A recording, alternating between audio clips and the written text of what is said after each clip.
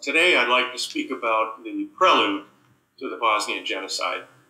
In July 1994, Radovan Karadzic, the president of the so-called Republika Srpska and of the Serbian Democratic Party of Bosnia and Herzegovina, reiterated what he considered the top priority of the Serb people in Bosnia, in whose name he claimed to speak. Our primary strategic aim, he said, is to rid the house of our enemies, the Croats and Muslims, and not to be in the same state with them anymore. His meaning could not have been clearer. The very first task of his party and state was to remove all Croats and Muslims from the Republika Srpska by whatever means necessary. But his utterance of 1994 is but one of several plans and policies that culminated in the genocide in and around Srebrenica a year later. As we renew our memory and mourning for those who died in those terrible days in Srebrenica some 20 years ago, it's appropriate to recall the policies and plans that made up the prelude to the Bosnian genocide. My purpose today is to draw attention to three key documents that attested to the evolving Serb nationalist plans and policies. But note that I said Bosnian genocide. The Srebrenica killings of July 1995 by themselves did indeed constitute a Srebrenica genocide, but I believe it is important to view what happened in and around Srebrenica at that time as the local climax of a genocide that was Bosnia-wide in scope and a product of a series of plans that originated with the republic-level leadership of the Bosnian Serb nationalists. That project as a whole, from its origins to its end, and across the entire republic, was indeed the Bosnian genocide. When they founded the Serb Democratic Party in July 1990, the Bosnian Serb nationalists made clear that they would insist on keeping Bosnia and Herzegovina within the Socialist Federal Republic of Yugoslavia. That remained their primary political objective until October 15, 1991, when SDS delegates in the Bosnian Assembly recognized that they could no longer prevent Bosnia from declaring independence. At that point, indeed on that very day of October 15, SDS leaders intensified their plotting to establish a separate state, and they effectively abandoned their efforts to keep all of Bosnia in Yugoslavia. A few weeks later, on December 19, 1991, Party President Karadzic distributed a document called The Instructions for the Organization and Activity of Organs of the Serb People in Bosnia and Herzegovina under Extraordinary Circumstances. With this document, the party's main board directed that local SDS leaders in many of Bosnia's 109 municipalities prepare for an armed takeover of their municipalities. Local SDS leaders were told to implement these plans when directed to do so by a secret signal from Karadzic himself.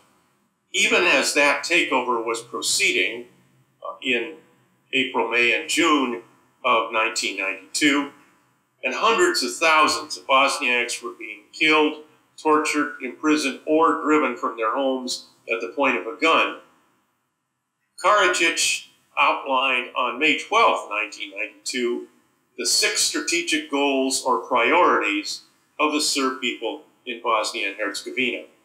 This new policy, which had been weeks in the making and had guided many Serb nationalist actions since war began in early April 1992, moved Serb planning from local and regional takeovers of individual municipalities to a broad strategic plan to secure Serb control over large swaths of territory in Bosnia and Herzegovina.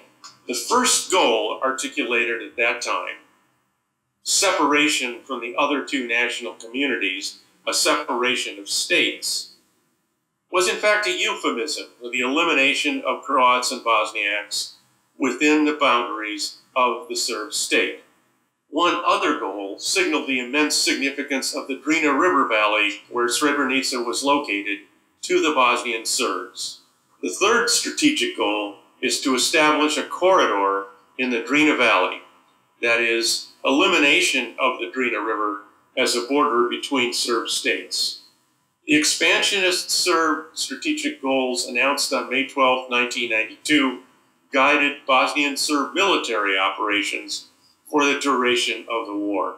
Many thousands of Bosniaks and Croats were killed during and after successful military operations in campaigns to eliminate them from areas conquered by Serb forces. Hundreds of thousands of others were besieged in enclaves created by partially completed Bosnian conquests, including those in the capital city of Sarajevo and in the eastern Bosnian enclaves of Srebrenica, Žepa, and Korajde in the Drina Valley. In addition, the army of Republika Srpska sought to deny non-Serbs the use of corridors linking the enclaves, assuring that non-Serb Bosnians would be vulnerable to future campaigns to expel, starve, or kill them. The final phase of the Bosnian genocide began on March 8, 1995, the day that Karadzic, as Supreme Commander of the Bosnian Serb Army, issued Directive Number 7. After 2 years of largely successful operations, the Bosnian Serb Army had begun to experience losses in western Bosnia to Croat forces and the Army of Bosnia and Herzegovina. The losses alarmed all Bosnian Serb nationalist leaders, who demanded aggressive action to retake key strategic centers.